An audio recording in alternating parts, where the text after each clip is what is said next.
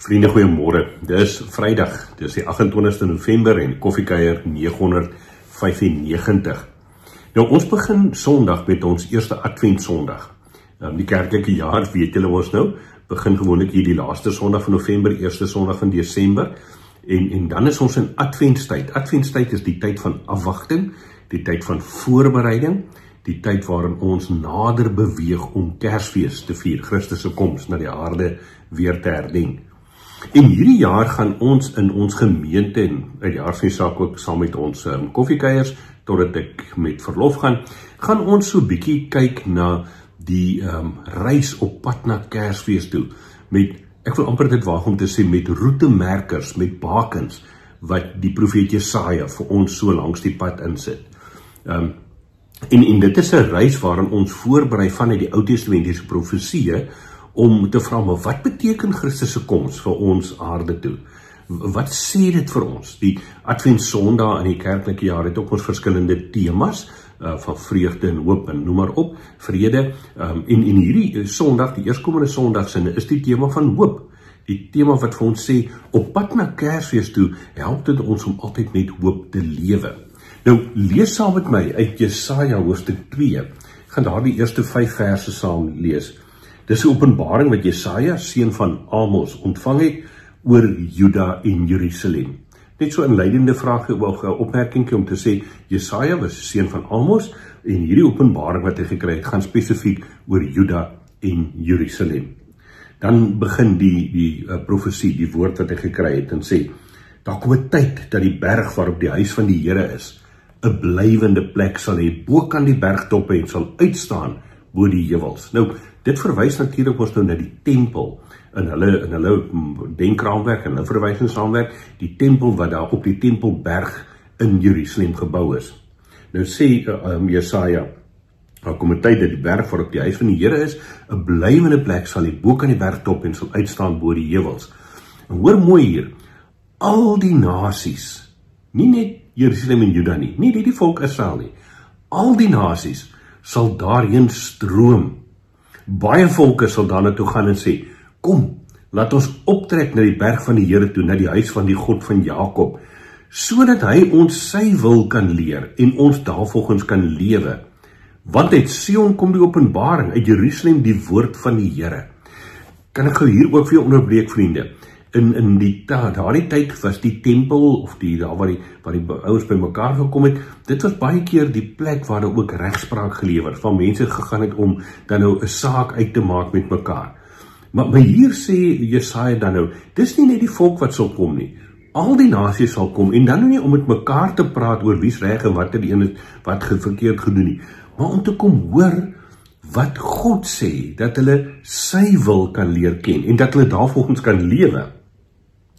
En dan gaan hy in vers 4 aan en sê, hy sal oordeel. Nou, oordeel, dink ons baie keer is negatief. Hierdie gaan neer om te sê, hy sal tot volvoering bring, op 'n manier wil ek dit so stel. Hy sal oordeel tussen die nasies, regspreek oor baie volke. En dan wat sal gebeur? Hulle sal van hulle swaarde ploegskare smee, en van hulle spiese snoeiskere. Die een nasie sal nie meer die swaard teen die ander opneem nie, en hulle sal nie meer leer om oorlog te maak nie. En dan die uitnodiging, so uitnodiging wat so half hang hier op die einde. Kom, volk van Jakob, laat ons lewe in die lig wat van die Here afkom. 'n Pragtige gedeelte in Jesaja, so baken wat Jesaja vir ons inslaan, 'n padteken, 'n roetemerker wat hy vir ons inslaan om te sê, daar's hierdie uitnodiging wat hang, hierdie uitnodiging op pad na Kersfees om te sê, laat ons lewe in die lig wat van die Here kom. En wat is die gevolg van hierdie lig? Al die goed wat vooraf gaan nie.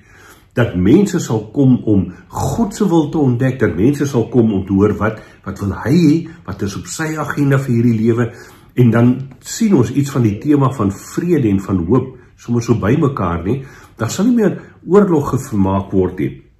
Die ouens sal kom en hulle sal hulle swaarde vat en ploegskare daarmee maak. Hulle sal 'n spiese vat en snoeiskere daarmee maak. En dis 'n pragtige beeld wat sê, in plaas van oorlog wat alles vernietig, kom daar landbou, kom daar die opbou van die land wat kos gee en lewe bring na vore. Nou, ek wil jou uitnooi om so 'n bietjie oor hierdie teks na te dink. Ons sal in die Adventsak Sondag in ons eredienste daarop ingrawe verder. Maar ek wil jou uitnooi om so 'n bietjie iets van hierdie uitnodiging van God te hoor.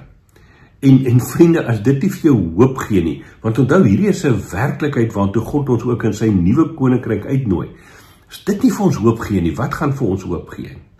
As dit nie vir ons op 'n punt bring waar ons iets ontdek van God se vrede nie, waar gaan ons dan nou vrede kry?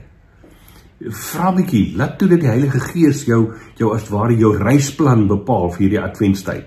En dat ons oor hierdie teks van Jesaja 2 so 'n bietjie met mekaar stil raak en toelaat dat die Here ook deur sy Gees met ons praat en dat ons dan Sondag inderdaad saamkom om ook met hierdie belofte, hierdie uitnodiging wat swaal van die einde hang, te kan sê, Here, kom, ons wil lewe in die lig wat van U afkom. Kom ons bid saam vanmôre. Vader, U woord is vir ons 'n lig op ons lewenspad. En U woord word ook in ons lewens lig gemaak deur die Gees wat vir ons lig bring. En daarom wil ons met verwagting vanmôre ook hierdie teks in Jesaja 2 lees en dit oordink en ook vra, Here, help ons om te verstaan presies hoe dit ook in ons lewens kan grondvat. Hoe hierdie tema van hoop en vrede, hierdie uitnodiging om in U lig te lewe, Here, hoe dit elke dag in ons lewens sigbaar kan raak, sodat ons ook weer hoop kan bring vir ander wat smag en wat in duisternis lewe. Dankie dat ons weet U is ons hoop, Here Jesus. Dankie dat ons weet U het gekom en dat ons dit kan vier een van die dae weer, sodat ons as koningskinders, soos ons ook verlede week gesê het, kan leef in U lig elke dag. Ons bid dit in U wonderlike naam. Amen. Vriende, geniet jou Vrydag. Ons kuier lekker saam met die kinders, so tussen die werkery deur, baie dinge wat aan die gang is nog in die gemeente ook. Ons het onder andere volgende naweek die 6de en die 7de Kersspel. En as jy in die omgewing is, kom maak 'n draai, kom kry kaartjies gratis by die kerkkantoor voor die tyd. Ons moet net getalle bepaal van hoeveel mense kan kom. Maar ja, daar's 'n klomp goed wat nog gebeur hier aan die einde van die jaar, voordat hy so 'n bietjie kan skoene uitskop en regtig met verlof kan gaan. Geniet jou koffie, geniet jou naweek, stuur vir die skakels van Sondag uit en mag ek en jy weet, die uitnodiging van God is daar, kom lewe in sy lig. Dit bring vir ons hoop en vrede. Mooi dag.